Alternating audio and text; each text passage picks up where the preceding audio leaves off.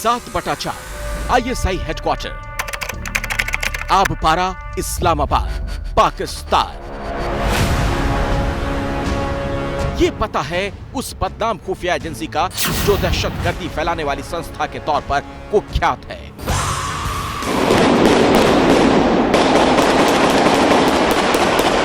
जिसकी पहचान आतंकी करने वाली एक धूर्त और मक्कार एजेंसी की है, जो वैश्विक आतंकियों को पालती है,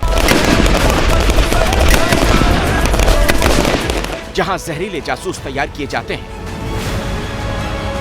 जो हिंदुस्तान में अस्थिरता की साजिश के लिए जानी जाती है, जो अभेद्य सुरक्षा घेरे से सुसज्जित रहता है, जिसकी हिफाजत में चारों तरफ पाकिस्तान के खतरनाक बंदूकधारियों की फौज खड़ी रहती है, जहां 24वां घंटे काम होता है। इस्लामाबाद में मौजूद इंटर सर्विस इंटेलिजेंस के इसी हेडक्वार्टर में कश्मीर की फिजाओं में बारूद घोलकर उसे जहन्नुम बनाने की पटकथा लिखी जाती रही। तो सवाल ये कि दुनिया की उस सबसे बदनाम खुफिया एजेंसी में ISI कैसे भेदिए तैयार करती है? क्या सीमा हैदर ISI का मोहरा है? ISI से सीमा हैदर के क्या लिंक है? सीमा यहीं जिएगी, यहीं मरेगी। जब मोहब्बत के नाम पर चुपके से सरहद पार करने वाली पाकिस्तान की सीमा हैदर की असलियत पर अंतर्राष्ट्रीय बहस छिड़ी हुई है, जब सीमा हैदर के भाई के पाकिस्तानी आर्मी में शामिल होने का दावा किया जा रहा है, जब हिंदुस्तान की जांच एजेंसियां सीमा हैदर की हकीकत जानने के लिए लगातार उससे सवाल जवाब कर रही हैं। सभी एजेंसियां अपना अपना काम कर रही हैं। ये मामला दो राष्ट्रों के बीच जुड़ा हुआ है। इसमें जब तक पर्याप्त साक्ष्य नहीं मिल जाते, कुछ भी कहना उचित नहीं। संदिग्धता के चक्रव्यूह में खड़ी सीमा के जरिए एक बार फिर से ISI की चर्चा हो रही है।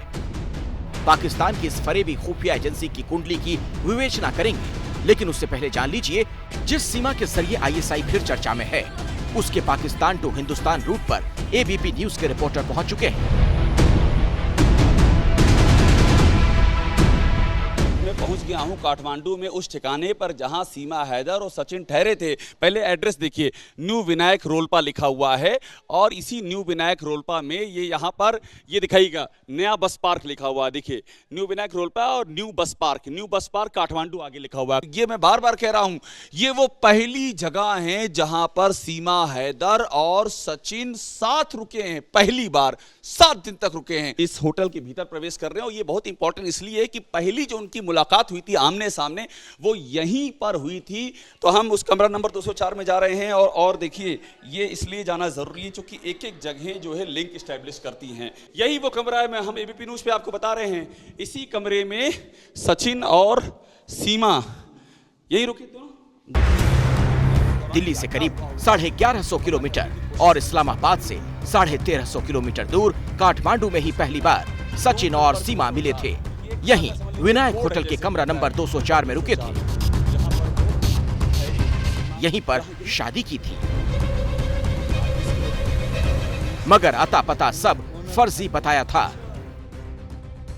इस होटल के रजिस्टर में ABP न्यूज की पड़ताल में साफ हुआ है, फर्जी नाम और पता लिखवा करके रुके थे सीमा हैदर और सचिन। फर्जी, दोहरा रहा हूं मैं। नंबर 2, शादी उन्होंने इसी होटल के कमरे में की, शादी किसी मंदिर में नहीं हुई। दूसरा खुलासा और तीसरा खुलासा, सचिन यहां पहले पहुंचा और उसने झूठ बोला कि मेरी पत्नी आने वाली है और इंडिया से आने वाली, जबकि सीमा हैदर आई थी पाकिस्तान से। ये बात है 10 मार्च की। एक हफ्ते से भी शायद ज्यादा रुके थे, 8-9 दिन ऐसे रुके थे।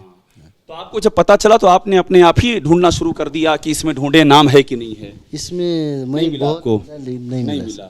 फिर अब फेक नाम कौन सा था वो पता चला? अभी उन लोग का नाम मैं जब न्यूज से मालूम पड़ा कि वो लोग का नाम सीमा एक कुछ था। यहाँ पर मैं ढूंढा, बहुत कुछ मिल। अगला सवाल यहीं से उठ रहा है, सीमा हैदर ने अपना नाम और पहचान क्यों छिपाया? क्या सीमा को कोई डर था या फिर उसके प्लान का हिस्सा था? सवाल इसलिए भी अहम है क्योंकि पिछले 4 महीने में शारजा, कराची, दुबई से नोएडा वाया काठमांडू घूमने वाली सीमा हैदर जब हिंदुस्तान में दाखिल हो रही थी, तब उसने अपना हुलिया बदल लिया था। उसने पूरे रूट के बारे में जानकारी इकट्ठा की थी। इसमें किसी तीसरे शख्स ने उसकी मदद की थी। सूत्र बताते हैं सीमा हैदर गांव की महिला बनकर भारत में घुसी। मेकओवर में पेशेवर की मदद ली गई। सुरक्षा नजर से बचने के लिए मेकओवर किया गया। तीसरे शख्स ने सीमा हैदर की मदद की। वो तीसरा शख्स आखिर कौन था जिसके सहारे सीमा हैदर एसएसबी को चकमा देते हुए भारत में दाखिल हो गई? एजेंसियों को इस बात की शक है कि नेपाल में मौजूद पाकिस्तानी हैंडलर्स ने उसकी मदद की और उनके सहारे ही वो भारत में घुसने में कामयाब हुई। हालांकि सीमा और पाकिस्तानी खुफिया एजेंसी के रिश्तों को लेकर ये सिर्फ शक है, और शक इसलिए क्योंकि सीमा हैदर की अब तक की सारी गतिविधियां सवालों में हैं। सीमा की बोली, उसकी भाषा, उसके हाव भाव, उसका रहन सहन, उसकी बॉडी लैंग्वेज, सब कुछ सवालों में है। ऐसा लग रहा है जैसे वो पूरी तरह से प्रशिक्षित है। भारत आने से पहले उसने हिंदी और हिंदुस्तान पर बेहद बारीक शोध की। ऐसे में सवाल ये कि क्या वाकई उसके पीछे कोई और है? अगर सीमा हैदर वाकई विश्व कन्या है तो उसकी ट्रेनिंग कहाँ हुई? पाकिस्तान की बदनाम खुफिया एजेंसी की फैक्ट्री में कैसे शातिर जासूस तैयार होते हैं?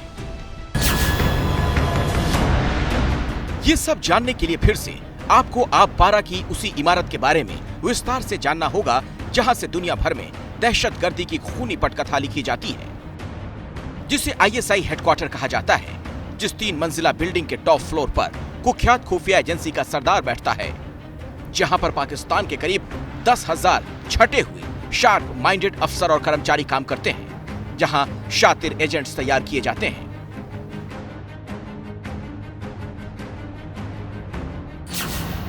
आईएसआई बिल्डिंग के ग्राउंड फ्लोर पर हैकर्स बैठते हैं, जो दुनिया भर के वीवीआईपी की जानकारी इकट्ठा करते हैं। फोन और सोशल मीडिया के जरिए टारगेट को फंसाने के लिए कॉल सेंटर भी यहीं पर है। ये सारी जानकारियां उन अफसरों को भेजते हैं जो आईएसआई हेडक्वार्टर की दूसरी मंजिल पर बैठते हैं। फिर वहां से तय होता है कि जासूसी किसकी करनी है। फिर टारगेट फिक्स होता है और उसी के मुताबिक जासूसों को जहरीला बनाया जाता है। आईएसआई पाकिस्तान में इसके लिए 2 तरह के लोगों को चुनता है। पहला, जो तेज तर्रार और कट्टर सोच का हो। दूसरा, जो गरीब हो, उनकी कट्टरता पर पैसों की धार देता है और फिर उनमें कट्टरता का बारूद भरकर उनको जासूसी के लिए तैयार करता है। वो एक काफ़ी प्रोफेशनल ऑर्गेनाइजेशन है और जो फंडिंग उनकी है वो काफ़ी उनको फंड्स मिलते हैं अपनी इंटेलिजेंस एक्टिविटीज़ को आगे बढ़ाने के लिए। कॉलेजेस में, स्कूल्स में, वहाँ पर यंग लोगों को आइडेंटिफाई करते हैं, उनको रिक्रूट करते हैं, फिर उनको ट्रेनिंग दी जाती है। लश्कर तैयबा, जैश मोहम्मद, हिजबुल मुजाहिदीन और अल कायदा के कई कुख्यात आतंकियों को ट्रेनिंग देने वाली आईएसआई जासूसों को कहां और कितने दिनों की ट्रेनिंग देती है, ये जानने से पहले जान लीजिए किस किस भेष में भेदियों को तैयार किया जाता है। डिप्लोमेट बनकर दूतावास और उच्चायोग में आईएसआई के एजेंट्स काम करते हैं। इंटरनेशनल एनजीओ में, दूसरे देशों में नेक काम करने के नाम पर भी एजेंट जासूसी करते हैं। पत्रकार बनकर भी जासूसी करते हैं। कई बार कई जगह छात्र या कर्मचारी बनकर जासूसी करते हैं। हनी ट्रैप भी जासूसी का एक तरीका है, जिसमें प्रेम संबंध बनाकर जानकारियां ली जाती हैं। दूसरे मुल्क में दाखिल होकर वहां की खुफिया जानकारी सरहद पार भेजने के लिए बेहिसाब हिम्मत और ट्रेनिंग की जरूरत होती है, और ये सब देती है आईएसआई। एक रिपोर्ट के मुताबिक जासूसी का कैंप लगता है। इन ट्रेनिंग सेंटरों में पेशेवर एक्सपर्ट ट्रेनिंग देते हैं। ट्रेनिंग कोर्स 25 दिन, 45 दिन, 90 दिन और 180 दिनों का होता है। अगर किसी संस्थान की जासूसी करानी होती है तो जिस जासूस को ट्रेंड किया जा रहा है उसे वहां की पूरी जानकारी दी जाती है। आईएसआई के एक्सपर्ट वहां की भाषा सिखाते हैं, जहां उन्हें भेजना होता है। वहां के खान पान के बारे में बताते हैं। वहां की धार्मिक रीति रिवाजों के बारे में उसे ढालते हैं। वहां की ड्रेस के बारे में पूरी जानकारी देते हैं। जिस जगह जाना है उसके इतिहास भूगोल की भी जानकारी दी जाती है। वहां की राजनीति के बारे में भी बताते हैं। कुल मिलाकर उन्हें जहां भेजना होता है वहां के लोगों की तरह उसे तैयार करते हैं, ताकि शक को सुबह की रत्ती भर भी गुंजाइश ना रहे। भारत में अलग अलग जगहों के रहने के तौर तरीके सिखाए जाते हैं। यहाँ के हिंदू धर्म के तौर तरीके सिखाए जाते हैं। किस प्रकार से तुलसी में जल डालना, पूजा पाठ, और जो ड्रेसेस हैं यहाँ की भाषा, ये सब बातों पे ट्रेनिंग दिया जाता है। और उसके बाद हथियार चलाने का, कम्युनिकेशन का, और अगर जरूरत पड़े तो किस प्रकार से लोगों को भड़काना है, law and order problem create करना है। इस ट्रेनिंग कैंप में फायरिंग रेंज भी मौजूद है ताकि गन से जुड़ी ट्रेनिंग दी जा सके। इसके साथ ही यहाँ खाने पीने से लेकर के धार्मिक शिक्षा तक के हर तरह के प्रबंध है। कुल मिलाकर के यहाँ पर कई तरह की सुविधाओं का मुकम्मल इंतजाम और कई तरह की ट्रेनिंग का बंदोबस्त है। ट्रेनिंग देने से जुड़े सभी संसाधन भी मौजूद होते हैं। बताते हैं कि ट्रेनिंग कैंप में दिन की शुरुआत नमाज से होती है। इसके बाद जिहाद को लेकर काफी भाषण सुनाए जाते हैं। इसके बाद शारीरिक अभ्यास के बाद ट्रेनिंग होती है। पूरे दिन ट्रेनिंग देने के बाद फिर शाम में मजहबी तकरीरें की जाती हैं। मुस्लिमों के खिलाफ हो रहे अत्याचार को लेकर माइंड वॉश किया जाता है। जो लोग ट्रेनिंग में शामिल होते हैं उन्हें उकसाया जाता है। उन्हें अपने साथियों को भी अपने साथ जोड़ने के लिए कहा जाता है और ये सब गुप्त रखना पहली शर्त होती है। पाकिस्तान में जहरीले जासूस तैयार करने के 7 सेंटर हैं, मसलन पेशावर, सिंध का कोटकी, लड़काना, खुजदार, तुर्बत और कोहट। इसके अलावा लाहौर में भी ISI का ट्रेनिंग सेंटर है।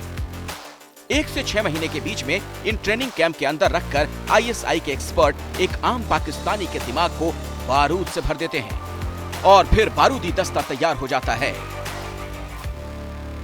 ISI के जासूसों की ट्रेनिंग काफ़ी गहन ट्रेनिंग होती है। हर तरह की ट्रेनिंग होती है क्योंकि उनको किसी भी प्रकार का काम में हिंदुस्तान भेजा जा सकता है, चाहे वो एम्बेसी में हो या कोई रिक्शा चलाने में हो, ट्रक हो, बिजनेस हो, कोई दुकान चलाने के लिए या कहीं नौकरी करे। उनको पूरा सोशल मीडिया में ट्रेनिंग दी जाती है और उसके बाद उनको टास्क बताया जाता है, ऑर्गेनाइजेशन स्ट्रक्चर बताया जाता है और क्या क्या टारगेट हो सकते हैं, उनको कैसे हैंडल करना है, एक्सप्लोसिव को हैंडल करना, हथियारों को चलाना और अनआर्म्ड कॉम्बैट, हर तरह की ट्रेनिंग उनको प्रोवाइड की जाती है इससे पहले कि उनको भारत भेजा जाए। जहां भेजना होता है वहां के लोकल हैंडलर के बारे में उन्हें बताते हैं। उनका पता, उनकी पहुंच के बारे में पूरी जानकारी देकर उन्हें काम पर लगा दिया जाता है। अगर किसी व्यक्ति की जासूसी करानी होती है तो उसकी पूरी कुंडली ISI के पास होती है, क्योंकि जिस व्यक्ति या संस्था की जासूसी करानी होती है उसके लिए उसकी प्रोफाइल बहुत मायने रखती है। जब भेदियों को दूसरे देशों में भेजा जाता है उन पर नजर भी रखी जाती है। ISI हेडक्वार्टर की पहली मंजिल पर टॉप लेवल के कमांडर बैठते हैं। वहीं पर ISI का वॉर रूम भी है। सैटेलाइट के जरिए दुनिया भर के देशों की हरकत पर नजर रखी जाती है। दुनिया भर में मौजूद अपने एजेंट से सीधा संपर्क यहीं से किया जाता है और फिर इनके इशारे पर वो गुप्तचर जहां भी रहते हैं काम करते हैं। जिस तरह ISI अपना बारूदी दस्ता तैयार करता है, माइंड वॉश कर दूसरे देशों में भेजता है, जिस तरह के पाकिस्तानी स्पाई अलग अलग देशों में रहते हैं, पकड़े जाते हैं, उसी तरह की हरकत जब सीमा हैदर में दिखने लगी, उसी तरह के झूठ और फर्जीवाड़े के बारे में खुलासा होने लगा, तो सीमा हैदर का नाम भी ISI से जुड़ने लगा। हालांकि ये सिर्फ चर्चा का हिस्सा है क्योंकि ISI की शातिर रुश कन्या भी घूमती रही है, हिंदुस्तान के लोगों को फंसाती रही है। पत्रकारिता कोई इमोशन नहीं है, ना अपना कोई ज्ञान देना है और ना कोई विचार थोपना है। पत्रकारिता क्या है? पत्रकारिता का मतलब है सही जानकारी इकट्ठा करना और तथ्य बताना। पत्रकारिता आज जितने महत्वपूर्ण दौर में है शायद पहले नहीं थी। इस दौर से निकलने के लिए सिर्फ सच दिखाने की जरूरत है, वो सच जो आपके हित को आगे रखे। इसलिए अब रात 9 बजे प्राइम टाइम नहीं होगा, ये आपका टाइम है। जगविंदर पटियाल के साथ देखिए पब्लिक इंटरेस्ट 17 जुलाई से सोमवार से शुक्रवार रात 9 बजे सिर्फ ABP न्यूज पर। ABP न्यूज आपको रखे आगे।